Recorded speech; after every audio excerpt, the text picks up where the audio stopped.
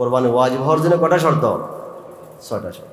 একটা তো ওয়াজিব কোরবানি, 6 শর্ত পাওয়া গেল। মুসলমান হইতে হবে 1 নম্বর শর্ত। অমুসলিমের কোরবানি ওয়াজিব তো প্রশ্নই আসে না, আগেই বলছি অমুসলিমদের কোরবানি বিষয় নাই। 2 নম্বর হর, স্বাধীন হইতে হবে, গোলাম বান্দে যারা কৃতদাস গোলাম, এদের কোরবানি ওয়াজিব না। 3 নম্বর আকল হইতে হবে, আকল দেমাগ সুস্থ থাকতে হবে। যদি পাগল হয় তারপরে কোরবানি ওয়াজিব না। হ্যাঁ, কোরবানির সময় হচ্ছে 10, 11, 12, 3 দিন। 10 তারিখের দিন ঈদের নামাজের পর থেকে সময় আরম্ভ হয়। যে এলাকাগুলোতে ঈদের নামাজ হয় ওই এলাকাগুলোতে ঈদের নামাজের পর থেকে সময় শুরু হবে। আর 11 তারিখ পুরো পারবে, 12 তারিখ সূর্য অস্তর আগ পর্যন্ত কোরবানি করা যায়। এই 3 দিনের ভিতরে যদি তার দেমাগ সুস্থ, কিছুক্ষণ সুস্থ থাকে, কিছুক্ষণ অসুস্থ থাকে, এমনি পাগল মাঝে মাঝে সুস্থ হয়, কিতাবে যদি মাঝে মাঝে সুস্থ হয় তাহলে তারপরে কোরবানি ওয়াজিব হয়ে যাবে, যদি সম্পত্তি থাকে, টাকা পয়সা থাকে। আর যদি পুরো সময়টা সে অসুস্থ পাগল থাকে, একেবারে 10 তারিখ থেকে নিয়ে 11 তারিখ 12 তারিখ পুরোটাই সে অসুস্থ, তাহলে তারপরে কোরবানি ওয়াজিব হবে না। এই জন্য বলছি যে ওই পাগল যদি পুরো সময়ের মধ্যে পাগল থাকে তারপর কোরবানি ওয়াজিব হবে না। কিছুক্ষণ ভালো, কিছুক্ষণ অসুস্থ থাকলে কোরবানি ওয়াজিব হয়ে যাবে যদি সম্পত্তি থাকে, টাকা পয়সা থাকে। এরপরে হচ্ছে বালেগ হইতে হবে, নাবালেগের উপর কোরবানি ওয়াজিব না।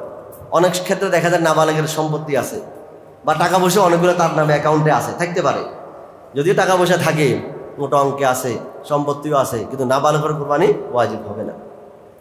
আর শেষ নম্বর হচ্ছে মুকিম হইতে হবে, মুসাফির হলে কোরবানি ওয়াজিব হবে না। 5 নম্বর মুসাফির যারা 48 মাইল দূরে যাওয়ার নিয়তে ঘর থেকে বের হয়ে গেছে, এদেরকে মুসাফির বলা হয়। এরা নিজের এরিয়া থেকে বাইরে হওয়ার পরে 4 রাকাতের নামাজ যদি একা একই পড়ে 2 রাকাত পড়বে, ইমামের সাথে পড়লে 4 রাকাতে পড়তে হবে, ইমামের অনুকরণ করবে। আর একা একই হলে কয় রাকাত পড়বে? 2 রাকাত। শুধু 4 রাকাতের নামাজগুলো 2 রাকাত পড়বে। এই মুসাফিরের জন্য তার কাছে সামর্থ্য আছে, টাকা পয়সা আছে, জায়গা জমিন আছে, কিন্তু সে সফরে আছে, তার উপরে কোরবানি ওয়াজিব হবে না। 48 মাইল দূরে অথবা ইংরেজি কিলোমিটার হিসেবে 77 কিলোমিটার দূরে যদি যাওয়ার নিয়ত করে ঘর থেকে বের হয়ে যায়, তাহলে মুসলমান হইতে হবে, কৃতদাস গোলাম হলে হবে না, আজাদ হইতে হবে, আকল বিবেক ঠিক থাকতে হবে, পাগল হলে হবে না, বালেগ হইতে হবে, না বালেগ হলে হবে না, মুকিম হইতে হবে, মুসাফির হইলে হবে না, আর অর্থবান হইতে হবে, টাকা পয়সা থাকতে হবে। কতটুকু টাকা পয়সা থাকলে হবে? কিতাবে লিখছে সংক্ষেপ কথা, হজ, জাকাত, সদকায়ে ফিতর, তিনটা ওয়াজিব হওয়ার জন্য কিন্তু নেসাব একটাই, সেটা কি? 52.5 তোলা স্বর্ণ, 7.5 তোলা স্বর্ণ, অথবা 52.5 তোলা চাঁদি রূপা, অথবা এই পরিমাণ টাকা বা অন্য কোনো অর্থ যদি কারো কাছে থাকে, কথার কথা, তার উপরে কোরবানি ওয়াজিব হয়ে যাবে, সদকায়ে ফিতরও ওয়াজিব হবে, যাকাতও ওয়াজিব হবে। বাকি বেশ কেমাতটুক যাকাতের জন্য পরিপূর্ণ 1 বছর তার কাছে থাকতে হবে, 1 বছর না হলে হবে না। আর কোরবানির জন্য কোরবানির ওই 10, 11, 12 এই 3 দিনের ভিতরে থাকতে হবে, আগেও নাই পরেও নাই, এই 3 দিন ছিল তারপর কোরবানি ওয়াজিব হবে, আগে পরে ছিল এই 3 দিন নাই, তাহলে কোরবানি ওয়াজিব হবে। আর যাকাতের জন্য পূর্ণ 1 বছর, যেদিন সে মালিক হয়েছে ওই দিন থেকে 1 বছর মাথা হয়ে থাকতে হবে। 2 নম্বর পার্থক্য হল যাকাতের জন্য স্বর্ণ, রূপা, ক্যাশ টাকা, ব্যাংকে থাকুক, নিজের কাছে থাকুক, আর ব্যবসার মাল, এই 4টাকে একসাথ করেও যদি হয় 52.5 তোলা চাঁদের পরিমাণ যদি হয়ে যায়, তো চাঁদের বর্তমান ভরি মার্কেটে 1200 টাকা করে, কিছুদিন আগে 1000 টাকা করেছিল, 1000 টাকা হলে 52,000, আর 1200 হলে আরেকটু বাড়বে। এই 60-70 হাজার টাকার মতো যদি কারো কাছে থাকে, কিছু সামান্য একটা চেন আছে, নগদ কিছু ক্যাশ টাকা আছে, কথার কথা, ব্যবসার মাল আছে, সব কিছু মিলে যাও যদি কি হয় 52.5 তোলা চাঁদের মূল্য পরিমাণ হয়ে যায়, তার উপরে যাকাত ফরজ হয়ে যাবে। কোরবানির ক্ষেত্রে এই 4টা ছাড়া, স্বর্ণ, রূপা, টাকা, ব্যবসার মাল, এই 4টা ছাড়া আরও একটা মিশ্রিত হবে। সেটা কি? প্রয়োজনের উদ্দের সবুজ সামান, কাপড় চোপড়। 3 জোড়া প্রয়োজন, সাধারণত শরীয়তে লিখছে কিতাবে 3 জোড়া, 3 পিস পড়লে 3টা 3 পিস, 3 সেট মিলাইয়া, আর যদি কাপড় পরে 3টা কাপড় ব্লাউজ সেট মিলাইয়া। এর অতিরিক্ত কাপড় চোপড় যদি থাকে এগুলো ধর্তব্য হবে। তাহলে 5টা জিনিস মিশ্রিত করে যদি কোনো মহিলার কাছে 52.5 তলা চাঁদের যে মূল্য 60,000 টাকার মতো কথার কথা যদি থাকে, ওই মহিলার উপর কোরবানি ওয়াজিব হয় না। সাধারণত আরেকটা কথা বলতে হয়, আমাদের দেশে ইদানিং লোকসংখ্যা বাড়তেছে, ওই হিসাবে মসজিদে বাড়তেছে, জুমা মসজিদে বাড়তেছে, ঈদগাহ বাড়তেছে, সমস্যা নাই। যত লোকসংখ্যা বাড়বে, ঈদগাহ বাড়বে, তার মুসল্লি বাড়তেছে, জুমা মসজিদ বাড়বে, কোনো সমস্যা নেই। কিন্তু দ্বন্দ্ব কইরা, পরস্পর রেশারেশি কইরা, মসজিদের নাম নিয়ে দ্বন্দ্ব, কমিটি নিয়ে দ্বন্দ্ব, সেক্রেটারি সভাপতির পদ নিয়ে দ্বন্দ্ব কইরা অহরহ মসজিদ ভাঙ্গি মসজিদ করতেছে। আর ঈদের নামাজ ছোট ছোট মসজিদে পড়তেছে, আবাদতখানা, পাঞ্জাগানা নামাজ বা জুমা মসজিদের মধ্যে ঈদের নামাজ পড়তেছে। অথচ হুজুর আকরাম সাল্লাল্লাহু আলাইহি ওয়াসাল্লাম ঈদের নামাজটা বলছেন মাঠে যায় পড়া মসজিদ থেকে সওয়াব অনেক গুণ বেশি। হিন্দুস্তান পাকিস্তানের মধ্যে বড় বড় মাঠ, বিশাল এরিয়ার, সবাই একসাথে আসে, তাকবীর বলতে আসে, কি মজা লাগে। আল্লাহু আকবার, আল্লাহু আকবার, লা ইলাহা ইল্লাল্লাহ, আল্লাহু আকবার, আল্লাহু আকবার, ওয়ালিল্লাহিল হামদ। ইসলামের সৌন্দর্য প্রকাশ পায়। তাকবীর বলতে ঈদগাহের দিকে যাবে, ঈদগাহ থেকে আসবে। তো এই সুন্নতটা ইদানিং বিলুপ্তির পথে, জায়গা হচ্ছে না ঈদগাহে, বৃষ্টি বাদল, তাহলে কোনো সমস্যা নেই, মসজিদে পড়তে পারেন, কোনো অসুবিধা হবে না। কিন্তু বৃষ্টি বাদল নাই, জায়গাও হচ্ছে, ঈদের মাঠ খালি, আর এদিকে মসজিদে নামাজ, এমন সুন্নতে মুআক্কাদা তরক হবে। মুস্তাকিল ঈদগাহে পড়া এটা ভিন্ন একটা সুন্নতে মুআক্কাদা, মসজিদ থেকে সেখানে ফজিলত বেশি। আর ওজর থাকলে মসজিদে পড়লে সওয়াব পাবেন। এখন মহিলারা অনেকে হিসাব করে বসে থাকে কি, আমার কাছে তো 7.5 ভরি স্বর্ণ নাই, 1 ভরি আছে, 1.5 ভরি আছে, তাহলে আমার উপরে কোরবানি ওয়াজিব না। না, শুধু স্বর্ণ হইলে 7.5 ভরি, যদি স্বর্ণের সাথে সামান্য টাকা থাকে অথবা স্বর্ণের সাথে যদি প্রয়োজনের অতিরিক্ত কাপড় চোপড় থাকে, তাহলে স্বর্ণ এখন টাকা চলে আসবে। স্বর্ণর মূল্য হিসাব করে আর কাপড় চোপড়ের মূল্য হিসাব করে যদি চাঁদের মূল্য পরিমাণ হয়ে যায়, আপনার কোরবানি ওয়াজিব হয়ে যায়। অনেক পরিবারের মধ্যে 4 ভাই 4 জন নামে 4টা করবা, 4টা অংশ নেই, একটা গরু কিনছে, 4 ভাই 4টা অংশ দিল, আর 2 অংশ আব্বার নামে আম্মার নামে করে, আরটা আল্লাহ রাসূলের নামে করে। কিন্তু তাদের স্ত্রীদের উপর কোরবানি ওয়াজিব, এটা তাদের খবর নেই। অথবা তাদের স্ত্রীদের উপর কোরবানি ওয়াজিব বলে, স্ত্রীদের কাছে তো স্বর্ণ না আছে সামান্য, 60,000 70,000 টাকা লাগবে টাকা পয়সা হিসাব করলে, কিন্তু গরু কেনার মতো, 1 অংশ শরীক হওয়ার মতো, ছাগল কেনার মতো এই টাকা তো তাদের কাছে নাই। কারোর উপর কোরবানি ওয়াজিব হয়, যদি তার কাছে টাকা না থাকে, সে ধার করে হইলেও কোরবানি করতেই হবে, এটা ওয়াজিব না। হ্যাঁ, স্বামী যদি তাকে নিজের থেকে হাদিয়া হিসেবে দেয়, তারটা আদায় হয়ে যাবে। বা দেয় বড় বললে যে অসুবিধা নাই, আমাদের ঘরে মহিলা যাদের উপর ওয়াজিব হয়েছে তাদের একটা নাম দিয়ে দেন, তারা টাকা না দিলেও তাদের অনুমতিক্রম হলে তাদের পক্ষ থেকে আদায় হয়ে যাবে। কথা বুঝে আসছে না কথা? তাহলে আগে ঘরের সদস্যদের মধ্যে কার কার উপর কোরবানি ওয়াজিব তাদের খবর নেওয়া দরকার, তাদেরটা আগে দিয়া এরপরে নফল আব্বার নামে দেন, আব্বার নামে দেন, আম্মার নামে দেন, মৃতদের নামে দেন, এটা ভিন্ন কথা। অনেকগুলা মহিলার উপরে কোরবানি ওয়াজিব, তারা কিন্তু মনে করে 7.5 ভরি স্বর্ণ লাগবে, আসলে 7.5 ভরি লাগবে না। যে স্বর্ণ তার কাছে আছে এটার মূল্য আর অতিরিক্ত কাপড় চোপড়ের মূল্য হিসাব করে বা হাতে টাকা থাকলে সামান্যগুলো হিসাব করে যদি ওই 52.5 তলা চাঁদের মূল্য পরিমাণ হয়, ওই মহিলার উপর কোরবানি ওয়াজিব। আমাদের ছাত্র ভাইরা তোমাদের বাড়িতে যাই, তোমাদের আম্মা তোমাদের ভাবিদেরকে মাসালা বলে দিও, দেখবা যে অনেক কোরবানি ওয়াজিব হয়ে গেছে। আমি একবারে মাসালা বলার পরে 2-3 ভাই আমাকে বললো যে হুজুর আমাদের ঘরে তো তাহলে গত বছরও কোরবানি ওয়াজিব ছিল পরিবারের উপরে, এর আগের বছরও ওয়াজিব ছিল, এখন কি করব? গত বছর তার আগের বছরও তার স্ত্রীর কোরবানি ওয়াজিব, কিন্তু সে আদায় করে নাই। তো কিতাবে লেখছে যদি কারো উপর কোরবানি ওয়াজিব হয়, সে আদায় না করেই থাকে, অতীতে অনেক বছর আদায় করে নাই, এখন বুঝে আসছে পিছিয়ে সব আদায় করতে হবে, করতে হবে না? করতে হবে, কোরবানি আদায় করতে হবে। সম্পূর্ণ টাকা হারাম, সুদের টাকা, ঘুষের টাকা, নিজের 1 টাকাও সেখানে নাই, আছে না এরকম? যদি থাকে তার কোরবানি হবে না, তার সাথে যারা দিবে কোরবানি তাদেরটাও হবে না। হ্যাঁ, কিছু হালাল কিছু হারাম আছে না, এরকম বেশিরভাগই কিছু তার হালাল ইনকাম আছে, কিছু হারাম আছে, তার সাথে কোরবানি দিলে হয়ে যাবে। কেন হবে? উমুরুল মুসলিমিন মাহমা ইউমকান ইউহমালু আলা সালাহ ওয়াস সাদাত, মুসলমানদের কাজকে যথাসাধ্য ভালোর দিকে নেওয়া উচিত। তার মধ্যে হালাল টাকাও আছে, হারাম টাকাও আছে। আমি ধারণা করবো যেটা হালাল টাকা থেকে সে কিনতেছে, এই পশু কোত্থেকে নিতেছে, আর সাধারণত হালাল টাকা থেকেই কিনে, এই হিসাবে কোরবানি হয়ে যাবে। অনেকে প্রশ্ন করে বেনামাজের লোক কোরবানি দিলে হবে কিনা?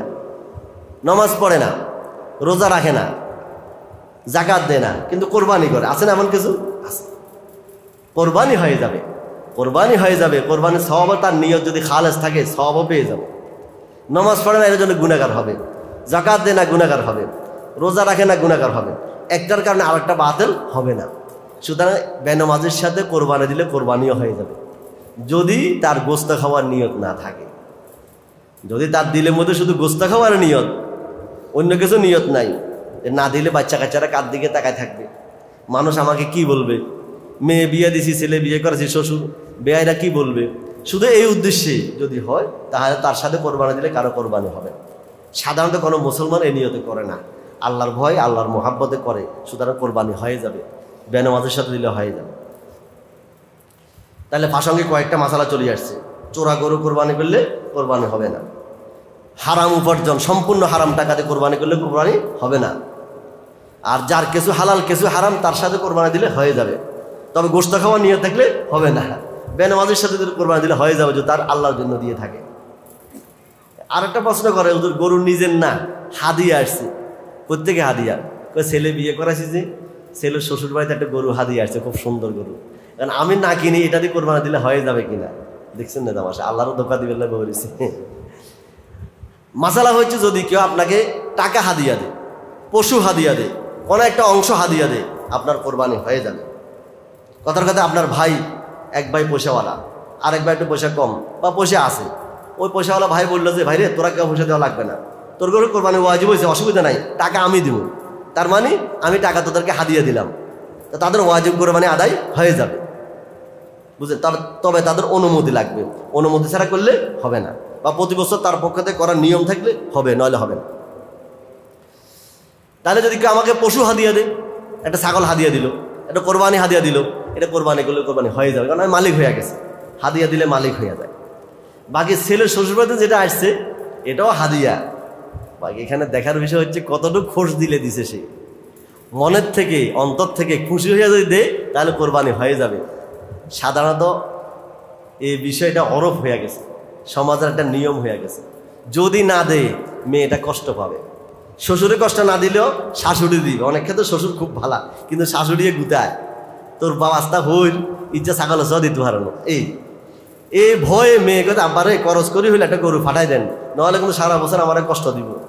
বা শ্বশুরও ভালা, শাশুড়িও ভালা, ননন আছে না, বা আরেক জাল আছে, হেতার একটা গরু নিয়ে আসছে, কথার কথা, এই জালা যদি না আনে তো তার কি অবস্থা হবে। এই সমস্ত ভয় যদি দে, হাদিসে আসছে ক্বালা রাসূলুল্লাহ সাল্লাল্লাহু আলাইহি ওয়াসাল্লাম, আলা লা ইয়াহিল্লু মালু ইমরিইন মুসলিম ইল্লা বিতিবি নাফসিন মিনহু, খবরদার খবরদার, অন্যের জিনিস খাওয়ার সময় খুব সাবধান, খুব সাবধান। যদি সে অন্তর থেকে খুশি মনে না দেয়, সামাজিক চাপ, কারো লজ্জায়, কারো শর্মে দে, তার তোমার জন্য এটা হালাল হবে না। এখানে এ ধরনের সন্দেহ থাকলে এটা কোরবানি না দেওয়া উত্তম হবে। নিজে পয়সা দিয়ে হালাল টাকা দিয়ে কিনেন, মাসালা হিসেবে মুফতি বলবে হয়ে গেছে, তবে এহতিয়াত হবে, যদি এ ধরনের কোনো সম্ভাবনা থাকে এটা না দেওয়া। মেরকাতের মধ্যে মোল্লা আলী কারণে বলছেন, আল মোকরাহ বিল আর কাল মোকরাহ বিস সাইফ, কাহাকে লজ্জা দিয়া শরম দিয়া তার থেকে কিছু খাওয়া, পিস্তল ধরে খাওয়া, ছুরি ধরে খাওয়ার সমতুল্য। আল্লাহ আমাদেরকে হেফাজত করেন। কিছু কুপ্রথা সমাজের মধ্যে হয়ে গেছে, একসময় এটা ছিল না, কোনো পয়সাওয়ালা ছাগল একটা দিছে, এ শুরু হয়ে গেছে, এই পয়সাওয়ালা সারা সমাজের একটা বিপদ চালু করে দিয়েছে। এরপরে কেউ হয়তো গরুর রানেরটা দিছে, এরপরে কেউ গরু একটা ডাইরেক্ট দিয়ে দিছে, এখন আর ছাগল কোনো কথা না, এখন গরু দিতে হবে, শুরু হয়ে গেছে। ভয় লাগে যে কোন সময় ওট একটা দিয়ে ফেলায় কোনো পয়সাওয়ালায়, বিদেশ থেকে আমদানি করে ওট একটা দিয়ে ফেলায়, তো কবো যে ওট দিতে হবে, এই অবস্থা শুরু হয়ে গেছে। আল্লাহ আমাদেরকে হেফাজত করেন। কয় প্রকারের পশু দ্বারা কোরবানি করবেন? সাধারণত কিতাবে লিখছে 6 প্রকারের পশু দ্বারা কোরবানি করা যায়। ছাগল, বেড়া, দুম্বা, গরু, মোষ, ওট। ক প্রকার হয়েছে? 6 প্রকারের পশু দ্বারা কোরবানি করা যায়। এছাড়া কিছু পশু আছে, নীলগাই, হরিণ আছে না, আরো বনের মধ্যে অন্য আরো কিছু থাকে, এগুলা দ্বারা কিন্তু কোরবানি করা যাবে না। এগুলো ওয়াহশী জানোয়ার, বন্য পশু বলা হয়। যদিও হরিণের গোস্ত খায়, খুব স্বাদ, নীলগাইয়ের গোস্ত খুব স্বাদ, কিন্তু কোরবানি করা যাবে না। গয়ালা মনে হয় বন্য পশু না, গয়াল বন্য পশু, এগুলো পালে না মানুষ, যেগুলো পালে এগুলো দ্বারা কোরবানি করতে হবে। তাহলে শুধু 6 প্রকার কিতাবে লিখছেন, এর চেয়ে বাইরে যাওয়া যাবে না। বয়স, ছাগল, বেড়া, দুম্বা 1 বছর পরিপূর্ণ হইতে হবে, গরু মোষ 2 বছর পরিপূর্ণ হইতে হবে, মোষ 5 বছর পরিপূর্ণ হইতে হবে। খাসি ছাগল দেখতে খুব তরুতাজা একদম, কিন্তু মাস 1 বছর পুরে নাই, 8 মাস হবে না। হুজুর দেখতে তো খুব মোটা তাজা লাগে, অসুবিধা নাই, একদিন কমাইলে হবে না। হ্যাঁ, এতটুকু কথা। মালিক যে বিক্রি করতেছে সে বলছে বয়স পরিপূর্ণ হয়েছে, আর দেখতেও লাগে যে 1 বছরের মতো লাগতেছে, এতটুকু বিশ্বাস করে আপনি কিনতে পারেন। যদি ভুল করে এটা তো সে দায় থাকবে আল্লাহর কাছে। ইদানিং কিছু গরু আছে, পাটনাইয়া গরু, দেখতে খুব বড় সড়ো হয়ে যায়, কিন্তু বয়স 2 বছর হয় নাই। খবরদার, যাচাই বাছাই করবেন। 2 বছর থেকে কম হইলে কোরবানি শুদ্ধ হবে না। অনেক জিজ্ঞেস করে দাঁতছে কিনা, জিজ্ঞেস করো, দাঁতার লগে কোনো সম্পর্ক নাই। উন্ডুসকে হইও দাঁত দিতে, দাঁত পড়ে দাঁতার লগে কোনো কথা নাই। বয়স 2 বছর পরিপূর্ণ হইতে হবে। আর ওটের বয়স 5 বছর পরিপূর্ণ হইতে হবে। হ্যাঁ, শুধু দুম্বার বেড়ার ব্যাপারে বলছেন, যদি 6 মাসের দেখতে খুব মোটা তাতে 1 বছর মতো লাগে তাহলে পারবে। ছাগলের ব্যাপারে কিন্তু কথা বলা হয়নি। তাহলে পশু গেল, বয়স গেল। ছাগল বেড়া দুম্বা তো একজনে এক অংশ, আর গরুর মধ্যে ঊর্ধ্বে 7, নিমে 2 জনে করেন, 3 জনে করেন, 4 জনে করেন, কোনো সমস্যা নেই। বাজারে গেছে পশু ক্রয় করার জন্য, খুব সুন্দর একটা পশু, কিন্তু শিং নাই। তা আমাদেরকে ফোন করে, হুজুর গরুটা তো খুব সুন্দর, পছন্দ হয়েছে, নাইঞ্জা গরু। নাইঞ্জা গরু আছে না কিছু, তাজা, খুব সুন্দর, কিন্তু কি নাই, শিং নাই। শিং বিলকুল না থাকলেও কোরবানি হবে, এটা দোষ না, গরু আরো খুব সুন্দর থাকে। বলে শিং ছিল, কিন্তু বাজারে যায় মারামারি করে ভাঙি ফেলছে। এখন দেখতে হবে কতটুকু ভাঙছে। শুধু খোসা যদি উঠি যায়, ভিতরটা মজবুত, গোড়া ঠিক থাকে, তাহলে কোরবানি হবে। আর যদি গোড়া থেকে উঠি যায়, মাথায় আঘাত হয়ে গেছে, তাহলে কোরবানি হবে না। এটা হলো শিংয়ের মাসালা। লেজ কাটা, তো লেজ কতটুকু কাটা? যদি শুধু লোমের অংশ কাটা, তো চামড়া মাংস নিয়ে যেটা লেজ, এটা ঠিক আছে, তাহলে কোরবানি হবে। বলে না, যেটা চামড়া মাংস নিয়ে যেটা, এটাও কিছু কাটে পড়ে গেছে, তো দেখতে হবে 3 ভাগের 2 ভাগ ঠিক আছে কিনা। যদি 3 ভাগের 2 ভাগ ঠিক থাকে, কোরবানি হয়ে যাবে। আর 3 ভাগের 2 ভাগ ঠিক নাই, কোরবানি হবে না।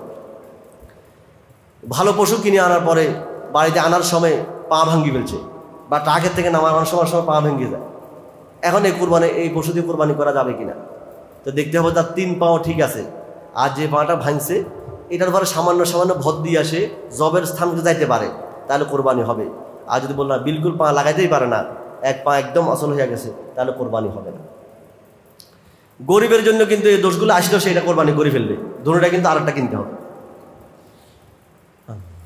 দুধের বাট নষ্ট হয়ে গেছে বা কাটে পড়ে গেছে, তো দেখতে হবে যে গরুর মধ্যে বাট থাকে কটা, 4টা গাবি, 4টা বাট বুঝছেন নি।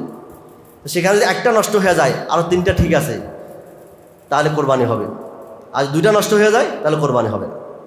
আর ছাগলের ক্ষেত্রে থাকে 2টা, একটা নষ্ট হয়ে গেছে বা কাটে পড়ে গেছে, কথার কথা, আর একটা আছে, তাহলে কোরবানি হবে না। দাঁতের ব্যাপারে অধিকাংশের কথা বলে নাই, কোনো কোনো কিতাবে লিখছে অধিকাংশের কথা, আর বেশিরভাগ লিখছেন যে সে খাইতে পারে কিনা। যদি খাওয়া দাওয়ার কাজ চলে, দাঁত না থাকলেও কোরবানি হয়ে যাবে। কান বিলকুল নাই, কোরবানি হবে না। আছে ছোট ছোট, তাহলে কোরবানি হয়ে যাবে। ছিল ভালো কান, কিন্তু কাটে কিছু পড়ে গেছে, তো দেখতে হবে পড়ছে কতটুকু, আছে কতটুকু। যদি 2 ভাগ ঠিক থাকে, কোরবানি হবে, নাহলে হবে না। আর কোনো অংশ কাটি পড়ে নাই, শুধু লম্বাতে চিরি গেছে, আছে না অংশ লম্বা চিরা, কোরবানি হবে। আগে থেকে সুস্থ ছিল, জবে করার জন্য নিতেছে, সবাই ধরছে তাকে, ধরার মুহূর্তে পড়ি পা ভাঙি গেছে বা ছুরি লাগে চোখ খুলে গেছে, তো জবের সময় যদি কোনো দুর্ঘটনা এগুলো হয়, অসুবিধা হবে না, কোরবানি শুদ্ধ হবে। ভাজা গরু মনে করি বা ভাজা ছাগল মনে করি কিনে নিয়ে আসছে, জবে করার পর থেকে পেটের মধ্যে বাচ্চা লড়তেছে, এখন চিন্তা করে কোরবানি হবে কিনা, কোরবানি হয়ে যাবে। তো বাচ্চাটা কি করবে? বাচ্চাটা যদি বাঁচার উপযুক্ত হয়, এটা কাউকে সৎকার করে দিবেন। আর যদি ওরকম না হয়, কিতাবে লিখছেন বস খাইতেও পারবে, কিন্তু এই ছোট বাচ্চাদের কেউ খাবে না, বা এটার কথা শুনলে সবাই ঘৃণা করবে। আর সাধারণত খুব ছোট হয়, ভিতরে বড় ছোট থাকলে তো সবাই অনুমান হয়ে যায়, সব ছোট হলেও অনুমান হয় না। তো এই ক্ষেত্রে এটা খাবারও উপযুক্ত থাকে না, কাউকে দেওয়ার মতো উপযুক্ত থাকে না, সুতরাং জবে কেটে ফালাই দিবে। খাবার উপযুক্ত হলে খাবার কথা, সৎকা দেওয়ার উপযুক্ত সৎকা দিবে। বলে এটা বড় পালিয়ে আমি রাখি দিয়েছি, আগামী বছরটাতে কোরবানি করে, এটা হবে না, এটা সৎকা করে দিতে হবে। পশু ক্রয় করার পর যদি হারিয়ে যায় অথবা পরিবর্তন করতে মনে চায়, 1 নম্বর মাসালা, পশু একটা কিনলো, ছোট হয়ে গেছে, সে চিন্তা করতে আর একটু বড় সাইজটা কিনবে, পারবে কিনা? পারবে, পরিবর্তন করতে পারবে। ধনীরা অনেক সময় খেয়াল করে একটা কিনলো, কিনা পরগুলো এটা একটু ঠকে গেছে লাগে, আরো বড় দেখে একটা কিনবো, তো এটা বিক্রি করে একটা বড় দেখে কিনে পারবে। গরিবের ব্যাপারে বলছেন, গরিব যদি নিজে একা করার নিয়তে করে, যেটা কিনে সেটাই ওয়াজিব হয়ে যায়, তাহলে পরিবর্তনও করা যাবে। এরপরে যদি হারিয়ে যায়, কিনার পরে কোথায় হারিয়ে গেছে বা মারা গেছে, কথার কথা মারাও যাইতে পারে, গরুটা মারা গেছে বা ছাগলটা মারা গেছে, আরেকটা কিনতে হবে কিনা। যদি গরিব যার ঘরে কোরবানি ওয়াজিব নাই, তার পশু যদি হারিয়ে যায় অথবা মারা যায়, তা আরেকটা কিনা ওয়াজিব হবে না। বা সে আল্লাহর জন্য করতে চাইছিল, পারে নাই, সওয়াব পেয়ে যাবে, আর লাগবে না। কিন্তু ধনীর উপরে আরেকটা ওয়াজিব, সে একটা হারিয়ে গেলে বা মারা গেলে আরেকটা কিনতে হবে। তো কেনার পরে যদি আগেরটা পেয়ে যায়, হারিয়ে গেছে কিন্তু আগেরটা পেয়ে গেছে, তো কিতাবে লিখছেন ধনীর জন্য যে কোনো একটা দিলে চলবে।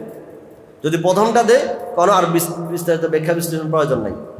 যদি দ্বিতীয়টা দে আর প্রথমটার মূল্য যদি একটু কম হয়, তাহলে যেটা কম ওই অংশ টাকা আবার সৎকার করতে হবে। আর দোনোটা দিলে তো বেশি বালা। আগে একটা হারিয়ে গেছে, আর একটা কিনলাম, কেনার পরে প্রথমটা পেয়ে গেলাম, দোনোটা দিয়ে দিলাম, বেশি উত্তম। তবে একটা দিলে চলবে। প্রথমটা দিলে কোনো কথা নাই, দ্বিতীয়টা দিলে প্রথমটার মূল্য যদি কম হয় ওদের টাকা সৎকার করতে হবে। আর গরিব একটা হারিয়ে ফেলছে, আরেকটা কেনার প্রয়োজন ছিল না, যদি কিনে ফেলে, কেনার পরে যদি সে আগেরটাও পেয়ে যায়, তাহলে দোনোটা দিতে হবে, ওই কেনার কারণে ওয়াজিব হয় না। জবের মাসালা, জবের কারণে মারা যিনি জবে করবে উনি মুসলমান হতে হবে। জবের সময় বিসমিল্লাহ বলে আল্লাহু আকবার বলতে হবে, আল্লাহর নাম নিতে হবে, বিসমিল্লাহ আল্লাহু আকবার। আল্লাহর নাম যে কোনো সূরাতে আল্লাহর নাম নিলেই চলবে। ভুলে যদি না নেয় পশু হালাল হয়ে যাবে, ইচ্ছা করে না নিলে পশু হালাল হবে না। যে ছুরি ধরছে সে যদি না বালে কিন্তু জবে করতে পারে, অসুবিধা নাই, জবে হয়ে যাবে, আল্লাহর নাম নিতে হবে। আর যে রগগুলো আছে এখানে, খাদ্য নালী আর শ্বাস নালী আর পাশে দুইটা শাহী রগ আছে, এই চারটা থেকে অধিকাংশ কাটা গেলে, তিনটা কাটা গেছে, তাহলে হালাল হয়ে যাবে। এই দিক দিয়ে কাটে নাই, উল্টা দিক দিয়ে কাটছে, পশু হালাল হবে না। এই দিক দিয়ে কাটছে, ভুলে পুরা কল্লায় ফালা দিছে, হালাল হবে, তবে ইচ্ছাকৃত কাটলে মাকরু হবে। হয় না অনেক সময় ছুরি খুব ধারালো, ছুরি ধরার সময় যে ছুরি ধরে তাকে আল্লাহ আকবার বলতে হয়। একজন মুসলমান আর একজন অমুসলিম ধরছে, তাহলে পশু হালাল হবে না। পশু ধরছে সমস্যা নাই, কিন্তু ছুরি ধরলে যারা, তারা সবাই বিসমিল্লাহ বলতে হবে। একজন ইচ্ছাকৃত বলছে, আরেকজন ইচ্ছাকৃত বলে নাই, একজন বিসমিল্লাহ বলছে, আরেকজন ইচ্ছাকৃত বলে নাই, দোনোজনে ছুরি ধরছে, তাহলে পশু হালাল হবে না। যারা ছুরিতে হাত লাগাবে তারা সবাই আল্লাহ আকবার বলতে হবে, আল্লাহর নাম নিতে হবে। ভুলে যদি না বলে হালাল হয়ে যাবে, ইচ্ছাকৃত না বললে হালাল হবে না। কোনো অমুসলিম ধরলেও হালাল হবে না। বলে মেশিনে জমা করো যে সেগুলা, কিছু ইদানিং বিভিন্ন রাষ্ট্রের মধ্যে, উন্নত বিশ্ব তো, জবের যে কষ্ট, যে পেরেশানি, ওরা মেশিন ফিট করে রাখছে। তো সাধারণত যে মেশিনগুলো তথ্য আমাদের কাছে আসছে, এগুলোর মধ্যে দেখা যায় পশুগুলোকে মেশিনের সাহায্যে শোয়ায় ছুরির সামনে নিয়ে আসা হয়। ছুরিটা বিদ্যুতের সাহায্যে সুইচ টিপ দিলে ছুরি সবার পশুর গলার উপরে চলে। যে সুইচ টিপ দিবে সে যদি বিসমিল্লাহ পড়ে, আল্লাহর নাম লয়, তাহলে কিন্তু জবে হালাল হয়ে যাবে। যদি রগগুলা কাটা যায়, খাদ্য নালী, খানার নালী, শ্বাস নালী আর দুই পাশে শাহী রগ যদি অধিকাংশ কাটা যায়, তাহলে হালাল হয়ে যাবে। মানে ছুরিটা এক ছুরিতে সবগুলা কাটা গেল। যদি একবার সুইচ দিয়েছে, একবার কাটা গেছে, পরে পশু আরেকটা অটোমেটিক আসছে, ছুরিটা আবার পড়ে, তাহলে প্রত্যেকবার পড়ার সময় সুইচ দিতে হবে, বিসমিল্লাহ পড়তে হবে বা আল্লাহর নাম নিতে হবে। পশু জবে করার সময় সকল শরীকদের সেখানে উপস্থিত থাকা মুস্তাহাব, এবং নিজের পশু নিজে জবে করতে পারলে উত্তম। এটা ইবাদত, এটার বিনিময় নেওয়া যাবে না। শরীক দ্বারা কেউ যদি জবে করে বিনিময় নিতে পারবে না। যদি অন্য হুজুরেরা জবে করান তাহলে বিনিময় দিতে পারবেন, যত টাকা দেন কোনো সমস্যা হবে না।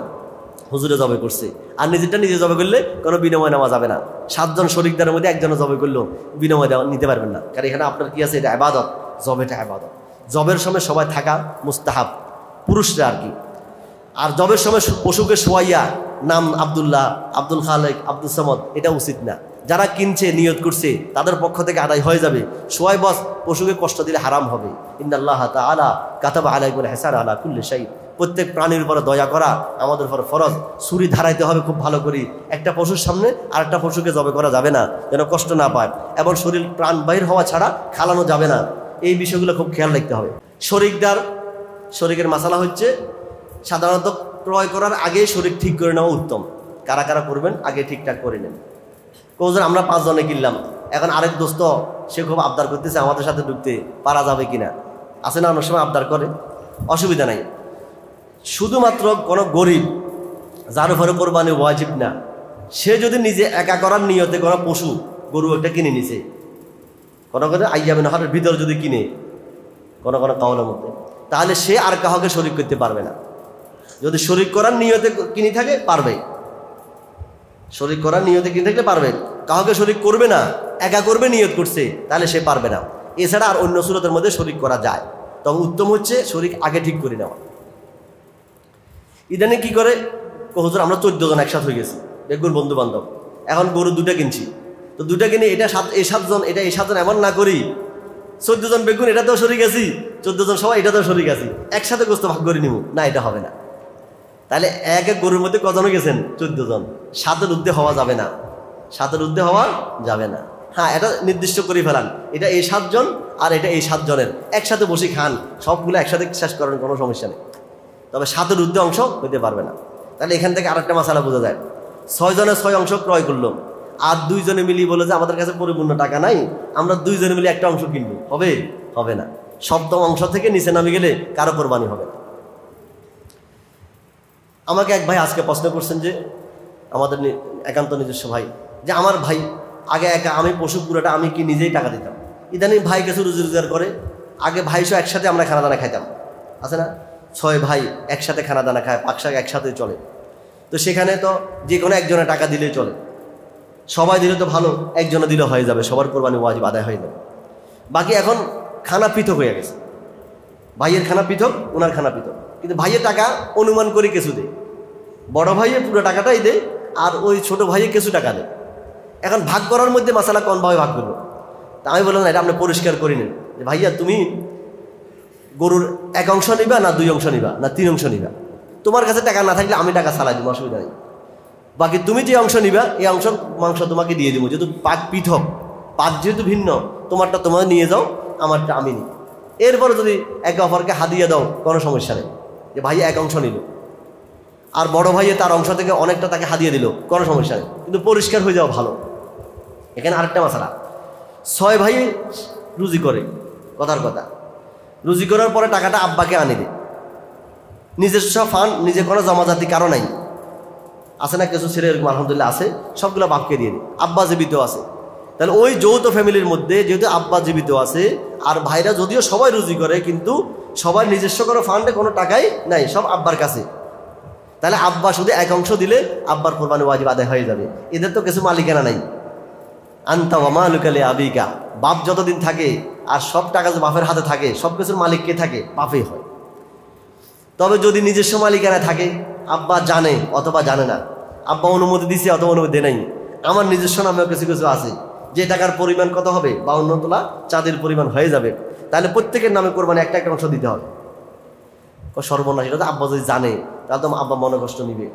এখন আব্বারও বলতে পারতেছি না যে আমার কিছু জমা গোপনে রাখছি, এখন কোরবানির কথা বললে তো আব্বাকে টাকা কোথায় রাখছ আমার না জানাই।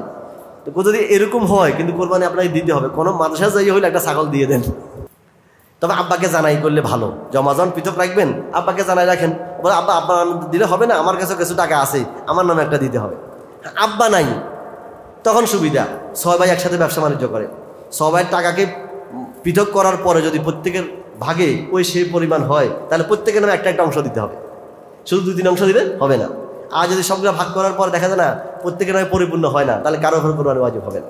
পশু জবে করার পর গোশতের ভাগ, আল্লাহ কিতাবে তো লিখছে উত্তম হচ্ছে 3 ভাগ করা, নিজের জন্য 1 ভাগ, পাড়া পড়োশের জন্য 1 ভাগ, মেহমানদের জন্য 1 ভাগ, গরিব মিসকিনের জন্য 1 ভাগ, নিজের জন্য 1 ভাগ, পাড়া পড়োশি মেহমান এদের জন্য 1 ভাগ, আর গরিবদের জন্য 1 ভাগ, মোট 3 ভাগ।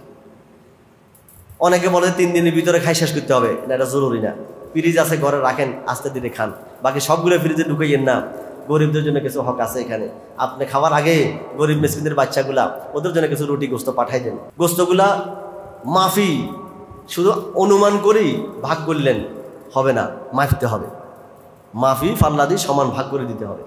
যদি বলে আমরা এক অপরকে মাফ করে দিব, আমরা সবাই খুশি আছি, তারপরেও অনুমতি নাই, মাফতে হবে। তো অনুমতি আছে, কিছু হাড্ডি, মাথা, নালা এগুলো যদি দেওয়া হয় তখন আর না মাফলেও চলবে। খাওয়ালে গোস্তগুলো মাফবেন, ওগুলো অনুমান করে দিলেও চলবে, ওগুলো অনেক সময় ভাগ করা কষ্টকর হয়ে যায়। এই জন্য বলে আমরা 7 জন এক ভাগ করবো না, সবাই একসাথে বসে খাই শেষ করে ফেলাবো, তাহলে আর সমস্যা নেই। কথার কথা, ইদানিং কোনো কোনো এলাকায় কি করে, ওই পশু জবে করার পর একসাথে 3 ভাগের 1 ভাগ পৃথক করি, সমাজবাসীরা একসাথ করি, এগুলো আর গরিবদেরকে বিলায়। এটা বুঝে আসছে না কথা, 2 ভাগ মালিক এনে আর 1 ভাগ সমাজবাসীরা নিয়ে নেয়, সমাজে এরকম সবার থেকে উঠায় বিশাল স্তূপ করি, এতে সমাজের সবাইকে বিলায়। কাজ দেখতে যদিও ভালো লাগে, তবে এটা শরীয়তের দৃষ্টিতে তত নিখুঁত হচ্ছে না, কারণ কারো ঘরে খাওয়ানোওয়ালা বেশি থাকতে পারে, কারো কম থাকতে পারে, যার ঘরে খাওয়ানোলা বেশি সে 3 ভাগের 1 ভাগ দিবে না, একটু কম দিবে, অসুবিধা তো নাই। কিন্তু আপনারা যে সমাজের পক্ষ থেকে চাপ দিয়ে নিচ্ছেন, তার মনে কোনো কষ্ট তার কিনা, তাহলে তো ওই গরিবে খাওয়া তার জন্য কি হয়ে যাবে, হারাম হয়ে যাবে। বুঝে না? এখানে আমার খেয়াল হচ্ছে প্রত্যেকের ভাগ তাকে দিয়ে দেওয়ার পরে সে খুশি মনে মনে যা চায় তা দিবে, হইতে পারে সে আরও বেশি দিবে। তবে একটা মাসালা এখানে বলতে হয়, পশু জবে করার দিন ওই দিন কিছু আমরা বদলা কিছু লোক নিয়ে থাকি খালানোর জন্য, গোস্ত কুটার জন্য। এদেরকে আমরা শেষে কিছু গোস্ত দিয়ে দিই, বেশি করি। সবাই দিতেছে হাদিয়া হিসেবে, তাদেরকে খুশি করে দিই। তা হাদিয়া হিসেবে দিতে পারবেন, কোনো সমস্যা হবে না, যা দেন বেশি করে দিলে কোনো সমস্যা নাই। তবে তার যে পরিশ্রমের বিনিময়, এটা পরিপূর্ণ তাকে দিতে হবে। পরিশ্রমের বিনিময় না দিয়া গোস্ত যদি তাকে বিনিময় হিসেবে দেন, এটা কখনো জায়েজ হবে না। কোরবানের পশুর কোনো অংশ পরিশ্রম হিসেবে দেওয়া যায় না। এখানে কিতাবে লিখছেন, যদি যে কয়দিন আমার ঘরে কোরবানের গোস্ত থাকবে তরকারির সাথে, সেই কয়দিন যদি কোনো বদলা নিয়ে আমি কাজ করাই, তো বদলাকে যে খাওয়াই ওই খানাটাও তো তার বিনিময়। তাহলে কোরবানের পশুর গোস্তগুলো বিনিময় হয়ে যাচ্ছে। এটার তুন বাঁচার জন্য কিছু টাকা তাকে অতিরিক্ত দিয়ে দিব, আর বলবো যে তুমি যে খানা গোস্ত খাইছো, এটা আমার পক্ষ থেকে হাদিয়া, তোমার টাকা খানার বিনিময়ে দিয়ে দিলাম তোমাকে, অতিরিক্ত টাকা দিলাম। কারণ কোরবানের পশুর কোনো অংশ কি হয় না, বিনিময় হয়। আমার মুরব্বী জিজ্ঞাসা করছেন যে 2 ভাই টাকা দিচ্ছেন, একটা অংশ নিচ্ছেন, কিন্তু আব্বার নামে দিচ্ছেন, আম্মার নামে দিচ্ছেন। তা আব্বা যদি জীবিত হয় তাহলে ঠিক আছে, আম্মা যদি জীবিত হয় তাহলে ঠিক আছে। মা ধরো, আমরা এবছর কোরবানি করিয়েন না, আমরা ধরো তোমাকে টাকা দিলাম, তুমি কোরবানি করো। এবার মা এই গোস্ত যা ইচ্ছা তাই করবে, মার এখতিয়ার দিয়ে দিচ্ছেন, তাহলে একজনেই কোরবানি করলো, টাকাটা আমরা হাদিয়া দিলাম। আমরা 2 জনে এক অংশ নিই নাই, এক অংশ নিছে কে, আম্মায়, অথবা এক অংশ কিনছে আব্বায়। আর যদি মৃত আব্বা আম্মার নামে করতাম যাই, কথার কথা, তাহলে 2 জনে এক অংশ কিনা যাবে না। হ্যাঁ, 2 জনের পরিপূর্ণ অংশ সেখানে আছে, আমার এক অংশ আছে, আমার ভাইয়ের এক অংশ আছে, 2 অংশ কিনে আরেকটা অংশ আমরা 2 জনে অতিরিক্ত কিনলাম, 3 নম্বর নাম। সেই 3য় নামটা সওয়াব আব্বা আম্মার নামে দিলাম। একজন, একাধিকজন, জীবিত মৃত সবার নামে সওয়াব পৌঁছাতে পারবো, কোনো সমস্যা হবে না। জীবিত মৃত এদের ইসালে সবের নিয়ত কোরবানি করা যায়। সেখানে স্মরণ রাখতে হবে, আসলে মৃতর নামে কোরবানি না, কোরবানি মৃতর নামে না। কোরবানি তো জীবিত দিচ্ছি, তার একটা অংশ পরিপূর্ণ আছে, আরেকটা অংশের সওয়াব সে আব্বা আম্মার নামে দিবে অথবা আল্লাহর হাইবের নামে দিবে, এতে কোনো সমস্যা নাই।